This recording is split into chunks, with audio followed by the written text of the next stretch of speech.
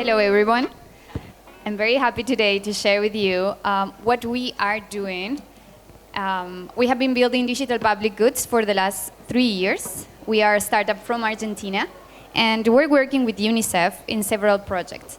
But the most important one that I'm here to talk about is about how we are allowing them to send money globally, very cheap, to people without internet, without smartphones, and without digital literacy. They don't need even a bank account or to know anything about blockchain or crypto. That is what we're doing behind the scenes.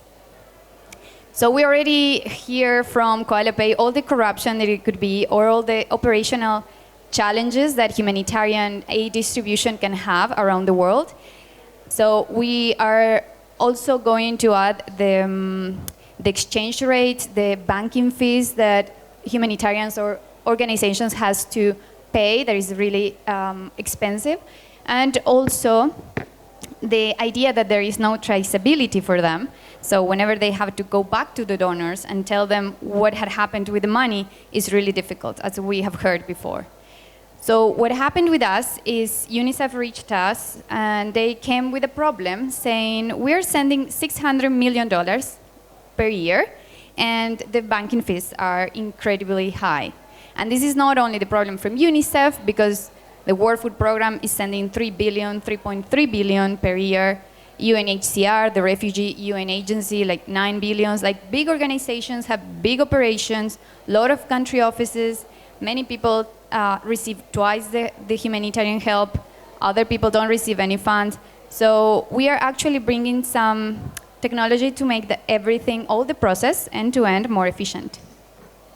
And we said, of course, we are working in blockchain. This is totally possible to send money quicker and cheaper and more efficiently.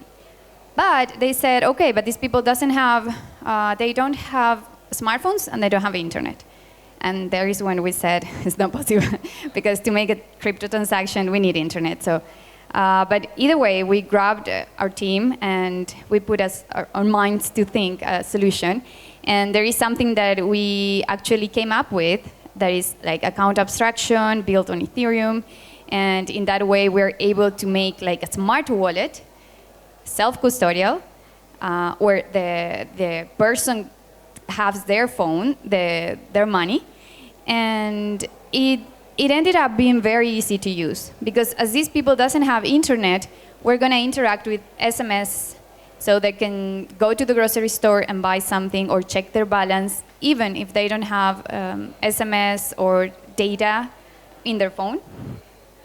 So what we ended up building is not only for the end beneficiaries, but it has a lot of, let's say, benefits, because they don't need to know about crypto, they don't need to have a bank account, they don't need to be onboarded like we are used to onboard people in crypto.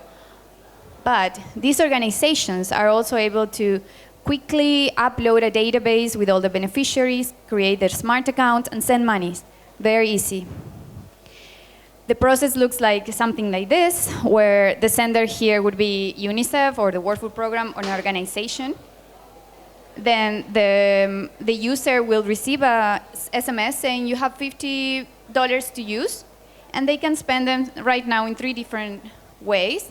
They go to the supermarket and they only provide their phone number.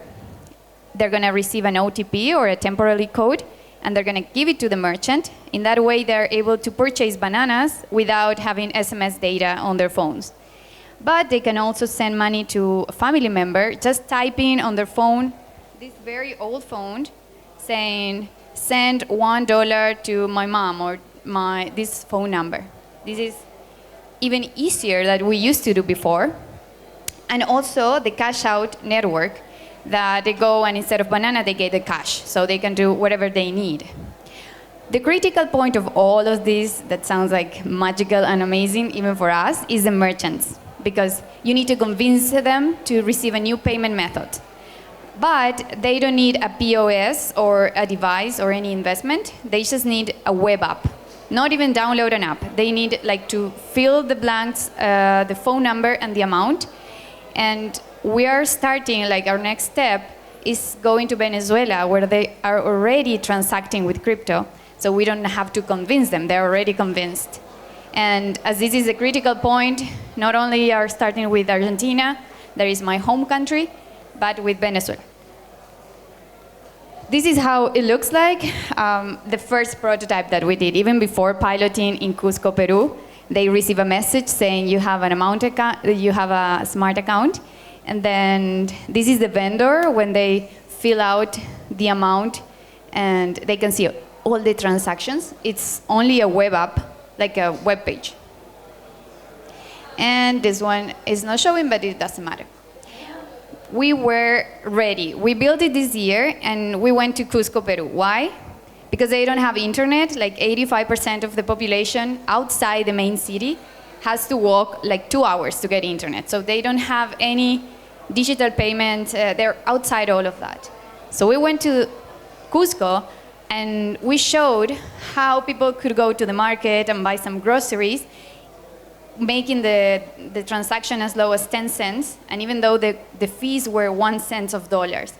That is why we're bulking, or we're making all the transactions together. We're like combining all of them, so the gas fee is even cheaper. And the main metric that we were looking at was the success rate, that in this case was 100%. Why is this so important?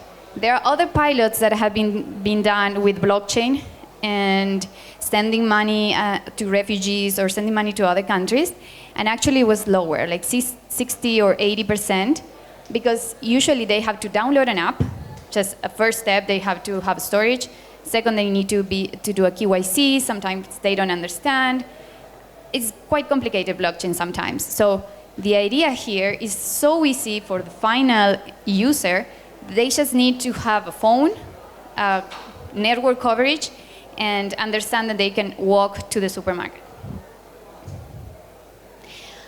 This is our team. We're in Argentina. We have 20 people. There are like 12, 13 developers.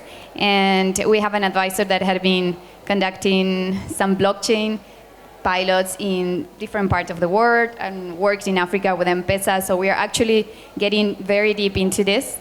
And this is more about us, so I'm going to go very, very quickly. We were funded by multiple organizations, public, private, governments.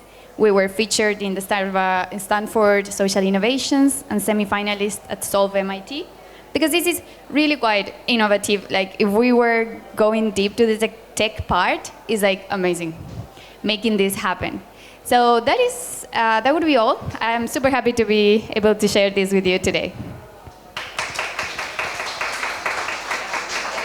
Thank you so much. I have so many questions myself, but